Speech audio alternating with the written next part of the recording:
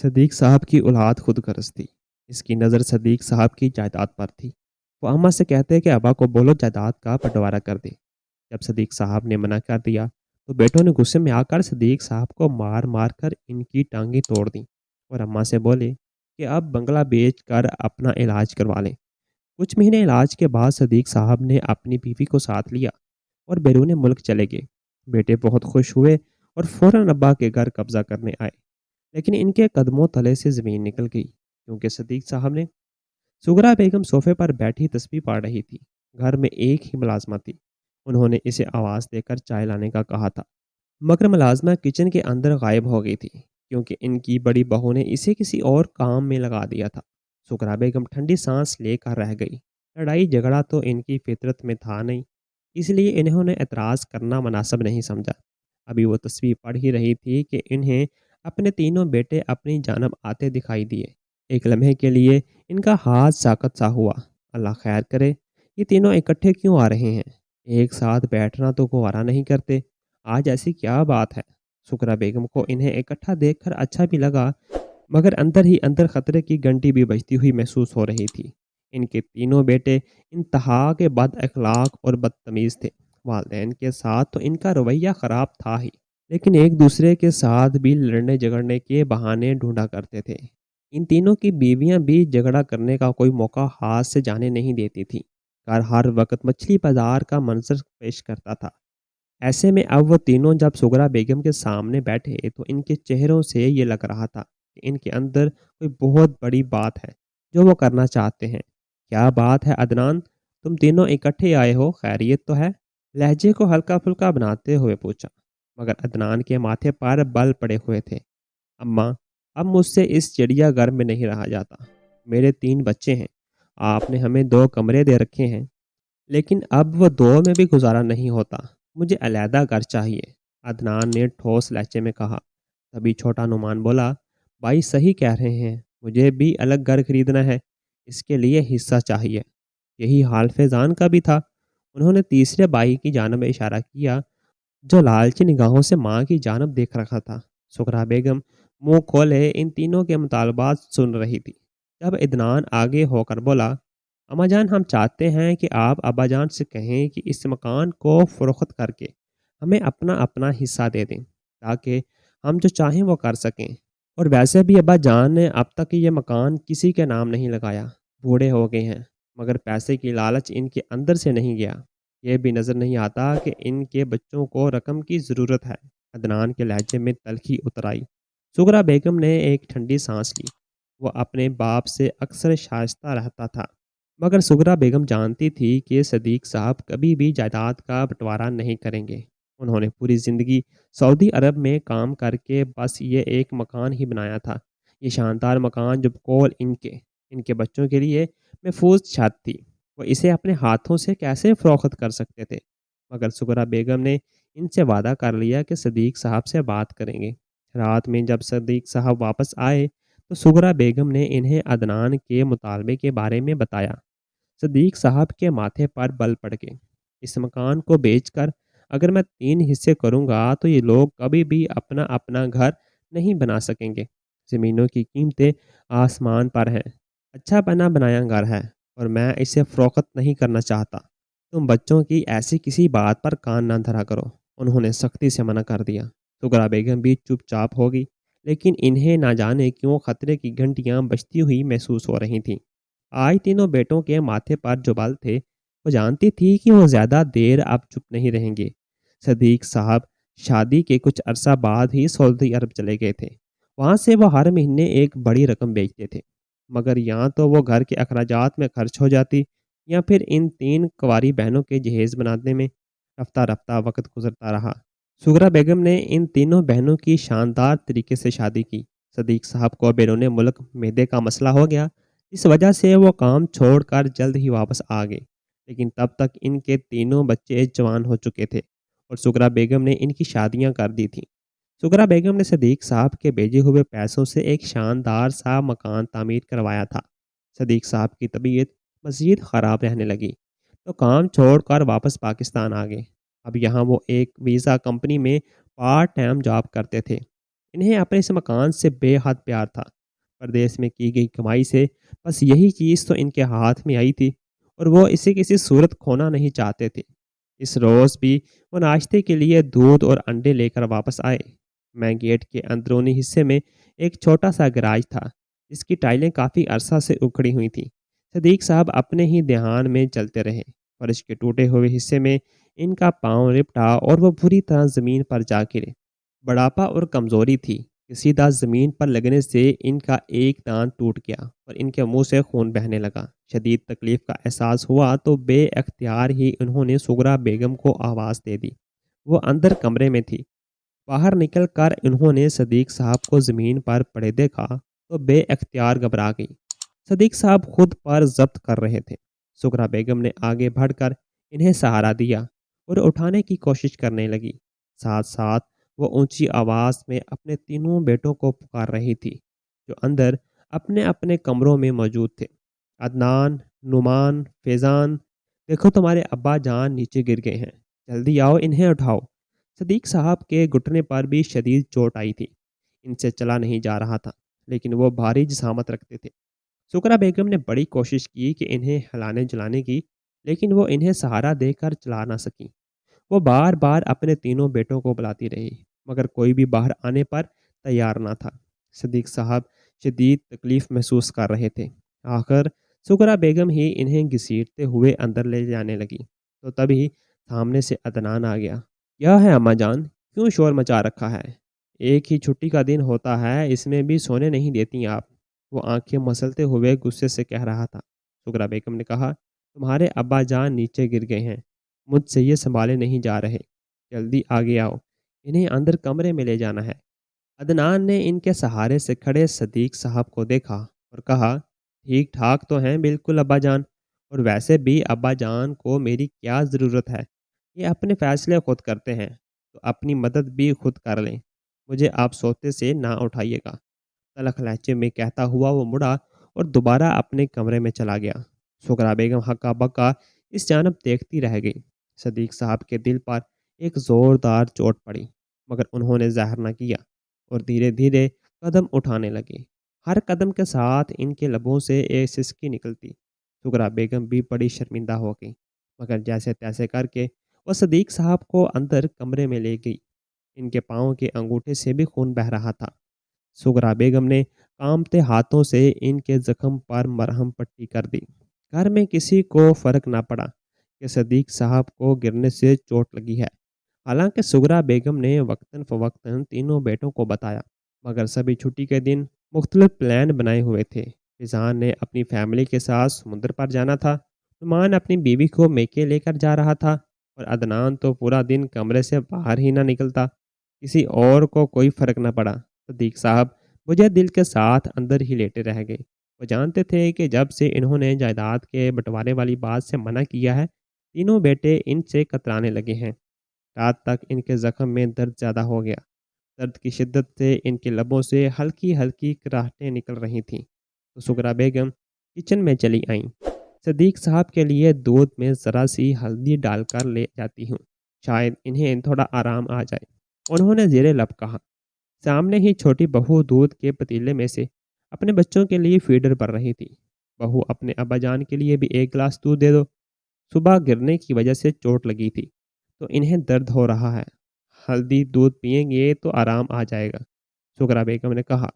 تو چھوٹی بہو تڑپ کر مڑی، اماں جان آپ کو پتہ بھی ہے کہ دودھ کس حساب میں آتا ہے، میرے بچے تو چلو چھوٹے ہیں، دودھ کے بغیر نہیں رہ سکتے، لیکن اگر ہم بڑوں کو بھی ایک ایک گلاس دودھ دینے لگیں گے تو پھر تو ہو گیا کام ہمارا۔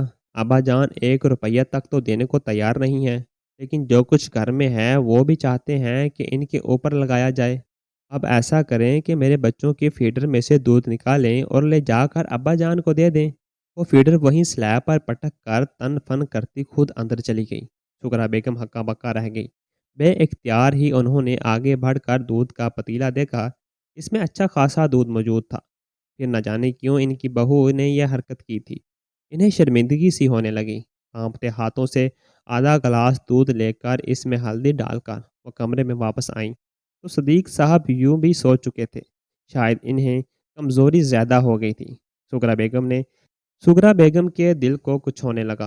बाप और बेटों के बिगड़ते हुए ताल्लुकात घर में अजीब सी कशीदगी पैदा कर रहे थे।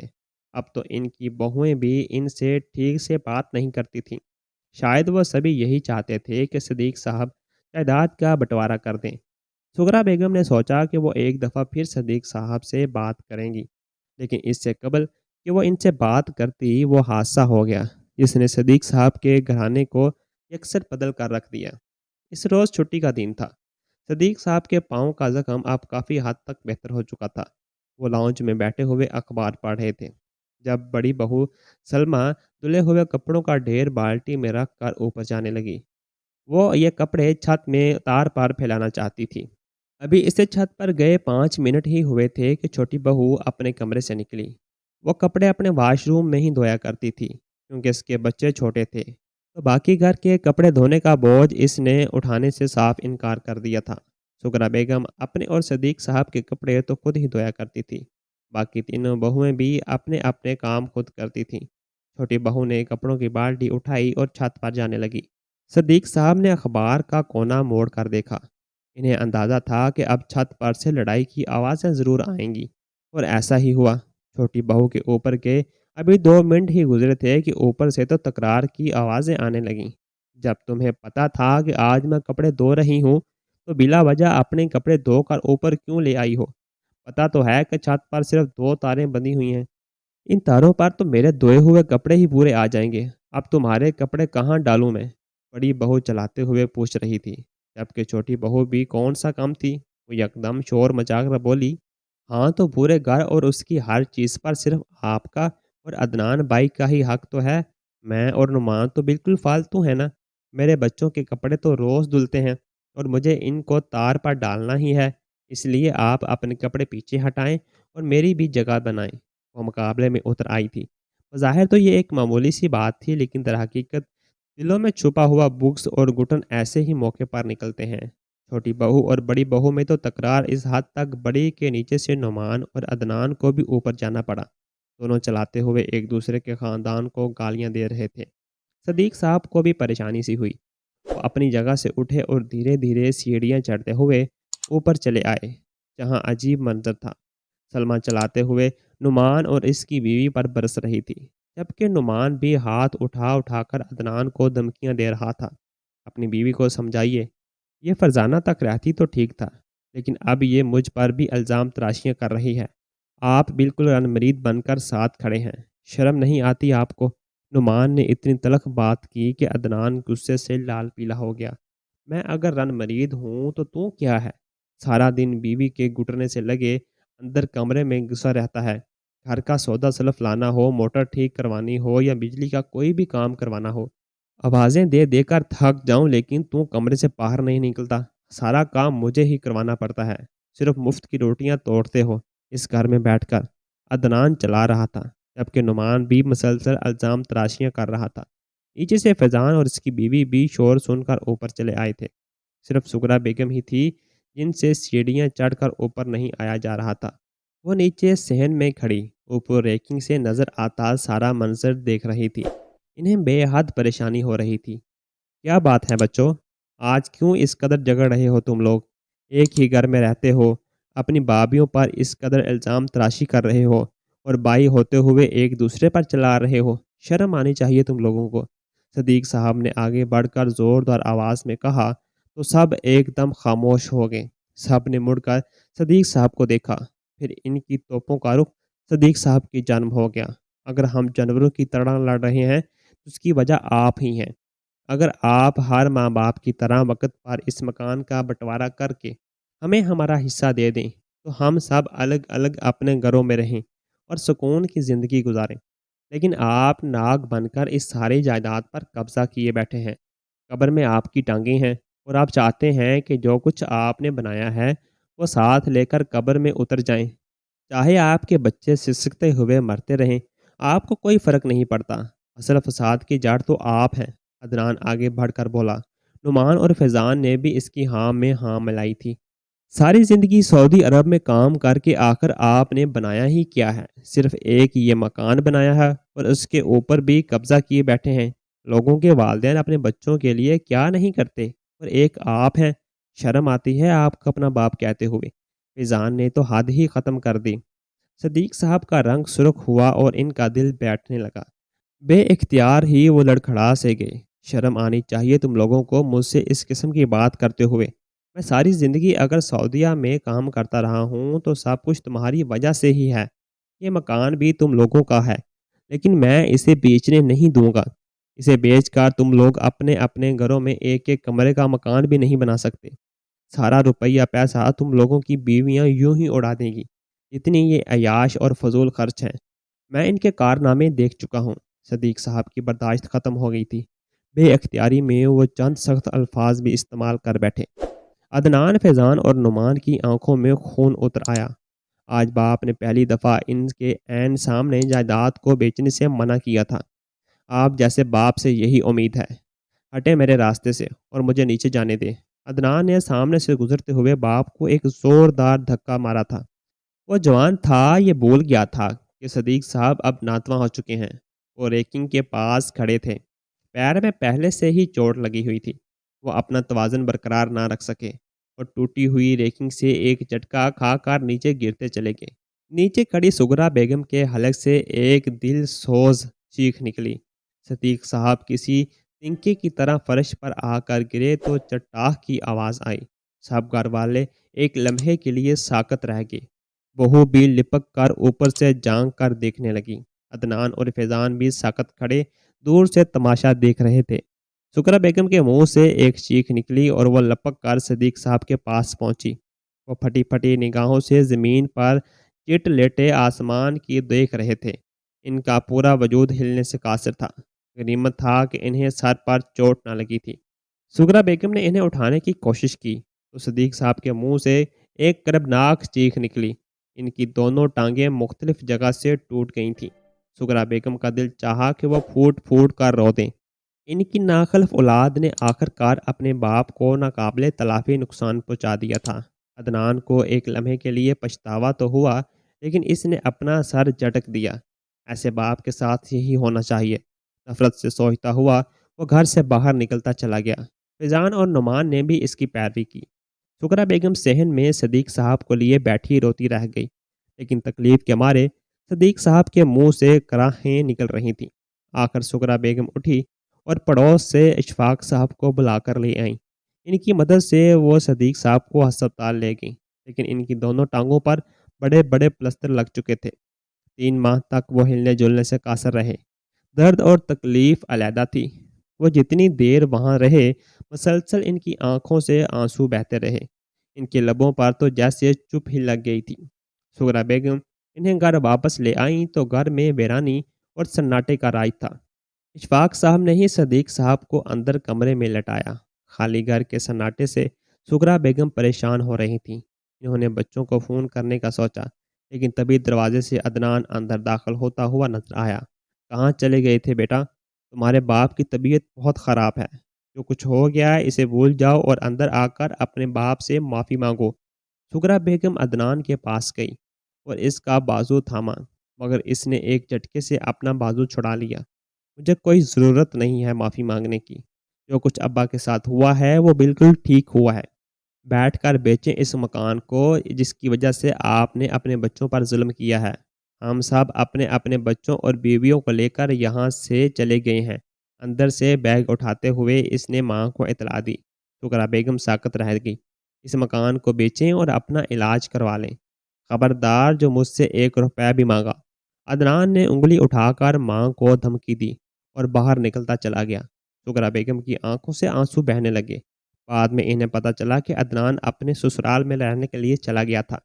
نعمان اور فیضان نے بھی یہی شاید کیا تھا، کیونکہ اس دن کے بعد پلٹ کر کوئی بیٹا گھر واپس نہ آیا۔ سغرا بیگم ان کی یاد میں تڑپتی رہیں۔ صدیق صاحب بھی خاموشی سے آنسو بہاتے رہتے۔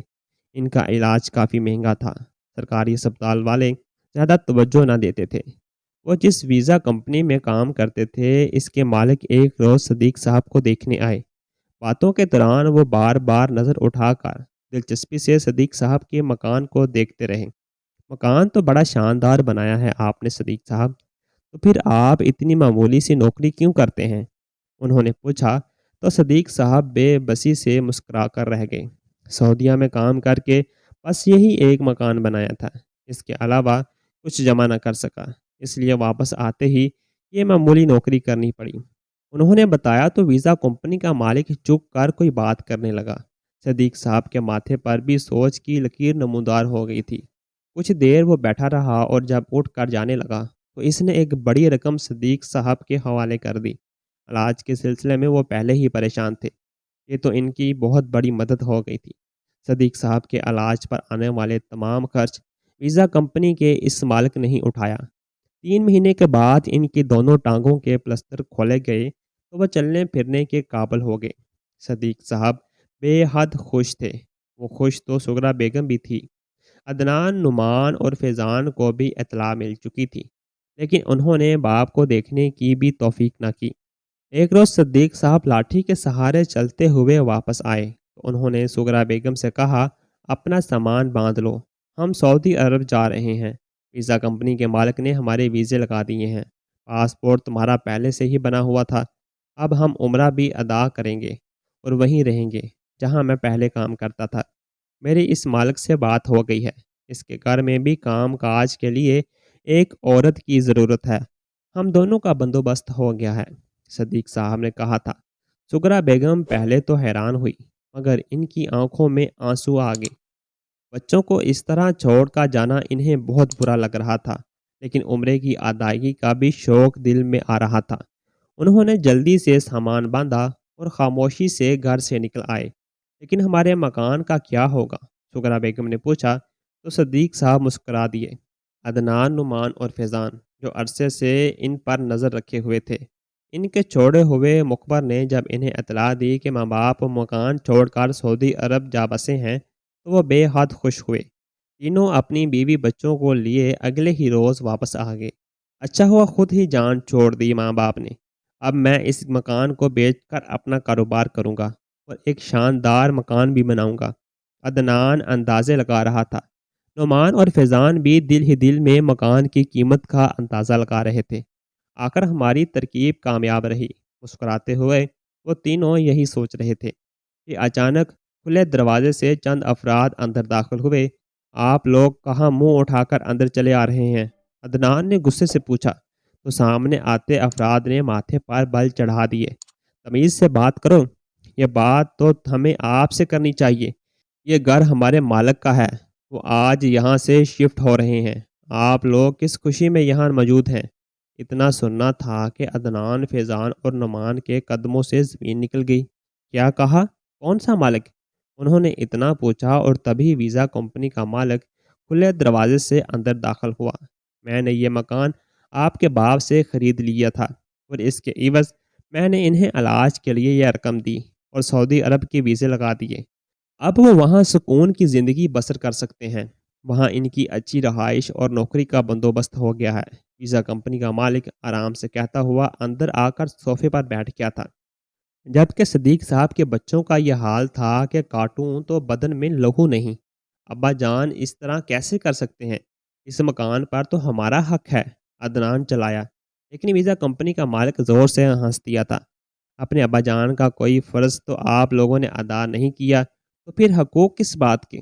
وہ ایک لمبا عرصہ سعودی عرب میں کام کر کے آئے تھے، آپ لوگوں کو چاہیے تھا کہ ان کا خرچ بخوشی اٹھاتے، مگر آپ لوگوں نے نہ صرف ان کا دل دکھایا بلکہ جائیداد کے لالچ میں انہیں جان سے مارنے کی بھی کوشش کی۔ یہ تو اللہ نے انہیں بچا لیا، آج وہ ایک اچھی جگہ پر ہیں اور آپ لوگ اپنے کیے کا پھل ساری عمر کھائیں گے، ویزا کمپنی کا مالک آرام سے کہہ رہا تھا۔ نعمان، عدنان اور فیضان کے پیروں تلے سے زمین نکل گئی۔ یہ مکان بھی اپنا نہ رہا تھا اور رہنے کا کوئی اور ٹھکانہ بھی نہ تھا۔ عدنان کو یاد آیا، آج ہی تو اس کے سالے نے اسے بازو سے پکڑ کر باہر نکالتے ہوئے کہا تھا کہ ان کے گھر میں رہائش کے لیے پہلے ہی جگہ کم ہے، ایسے میں وہ اپنے بیوی بچوں کو لے کر وہاں بیٹھا ہے، وہ مزید اسے برداشت نہیں کر سکتا۔ اس کی بیوی بھی نظریں چرا رہی تھیں، صرف ماں باپ کو سزا دینے کے لیے وہ کچھ عرصے کے لیے وہاں گئے تھے، لیکن پیچھے تو تختہ ہی الٹ گیا تھا۔ عدنان کے ہاتھ پیر پھولنے لگے۔